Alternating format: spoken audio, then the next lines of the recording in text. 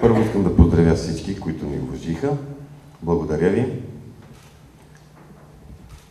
Ще бъда кратък, ще се постарая да бъда и ясен.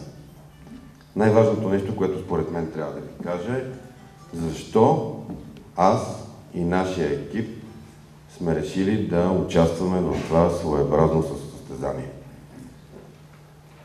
Решили сме, защото според нас най-важното нещо е управлението на всяка една община да бъде в полза на нейните жители.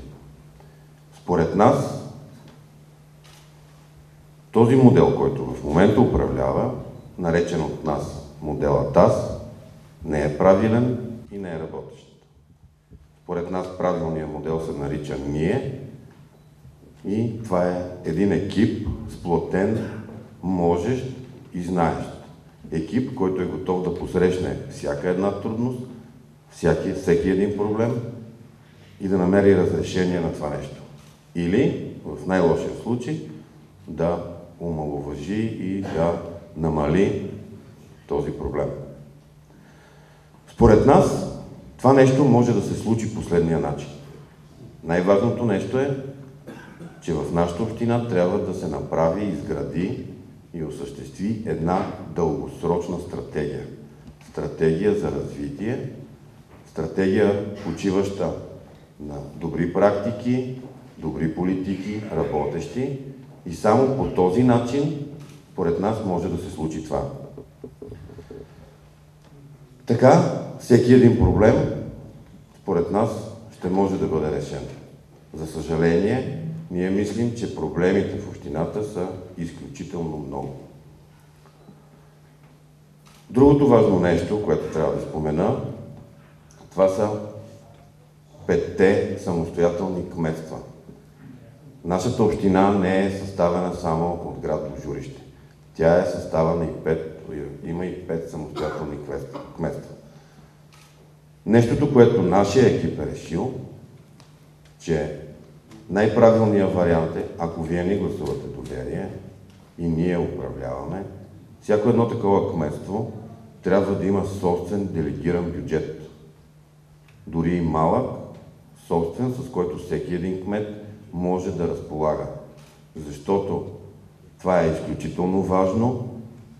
Винаги има неща, проблеми, които трябва да бъдат решени спешни, а действащата практика показва, че едно такова решение, движещо се по цялата бюрокрация, се взима за около 2 месеца. Веднага този проблем, който е належащ, вече не съществува. Той не може да бъде разрешен. Другото много важно нещо, което искам да ви съобща, е мислим, че правилният начин за управление е чрез съставянето на консултативен съвет. Консултативният съвет ще има и тъй наречената гражданска квота. Квота от граждани, активни граждани, защото смея да твърдя, че активните граждани не са много. Хора, които са доказали своите практически умения, те ще участват в съставянето на консултативния съвет. Там ще влизат кметовете на кметства, общинската администрация, общинските съветници. И по този начин, според нас, всичко ще бъде много по-ясно, много по-прозрачно и много по-правилно. Всичко това ние го правиме с една единствена цел – да повишиме жизнения стандарт в нашата община.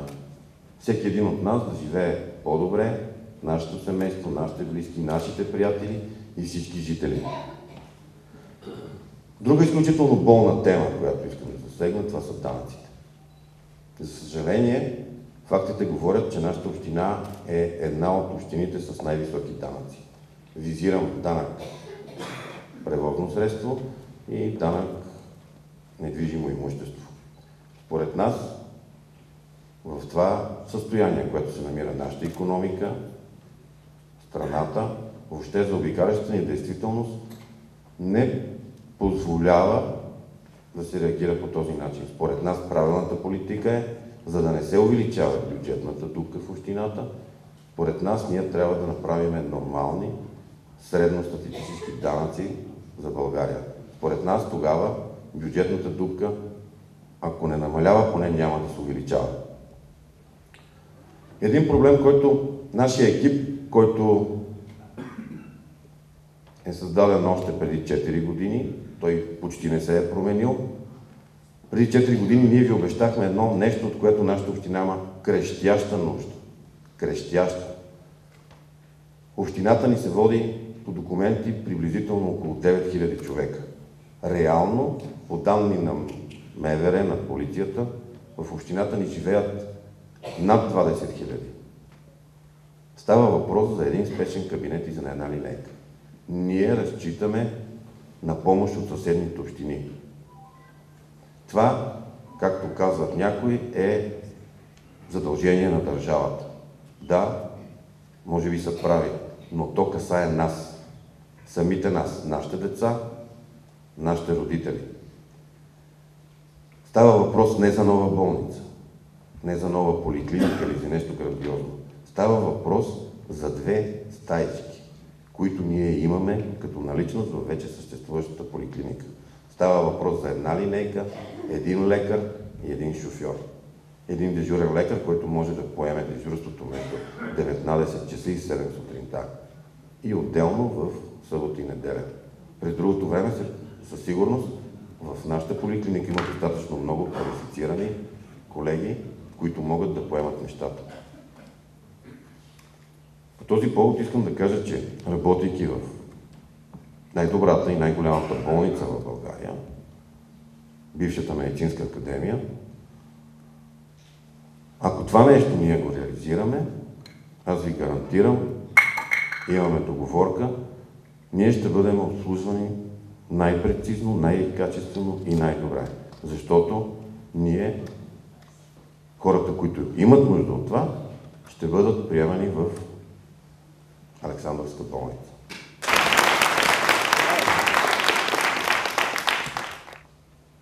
Пътищата. Всички ние сме свидетели на това, което се случва. Няма да го засягам. Не е правено абсолютно нищо. Или, както казах, без никаква стратегия, работи се на парче. Виждате последния един месец какво се случва. Според нас това не е правилно и вече израза това не са кръпки, а за маски. Според мен, аз ще ви кажа личното си мнение, тук вече не визирам никой от екипа, според мен този, който го прави това нещо, вижда в мен един идиот. За съжаление. Не съм съгласен. Ние поемаме ангажимент, че такива неща няма да се случат. Нещата ще бъдат периодични, регулярни. И ще обърнем внимание на абсолютно цялата община. Транспорт. С 2 думи. В селата транспортът е трагичен. Децата не могат да се извозват. Маршрутките са претъпкани, изключително стари. Бяха, сега има някакво подобрение. Искам да ви кажа, че аз като бивш общински съветник, края на януари месец 2012 година гласувахме докладна, с която позволихме на господин кмета да направи конкурс, да изготви документация и конкурса да направи така, че в общината ни да се появи или нова, или стара фирма, няма никакво значение. Важното е обслужването да бъде по-качествено. Уви, вече 3 години това нещо не се случва. Ние имаме решение. Единственото нещо, което за сега ни спъва е, че най-правилният вариант, както казах, е това трябва да бъде подложено на обсъждане. Решението, което имаме с този консултативен съвет, с всички, и съм абсолютно сигурен, че нещата ще бъдат в пъти по-добре. Последното нещо – безработицата. Проблем, който е национален, според нас ще застегне един по-малък, една част от този проблем. Става въпрос за хората, които на базата на съкращаването на фирми, на ликвидирането на предприятия, оставят без работа. Хората, които им трябват минимум, примерно 3-6 месеца, 1 година, за да се пенсионират. Според нас, това е най-засегнатата група и това са хората, които нямат шанс да се простата причина, че не са на 25 години, не са с 5 годишен стаж и нямат висше образование. Това са изискванията в момента на пазара. Ние имаме решение с един вид временна заетост, с разкриване на временни работни места и сме абсолютно сигурни, че ще помогнем на изключително много хора и тези хора ще могат достойно да се пенсионират и да живеят тук. Благодаря.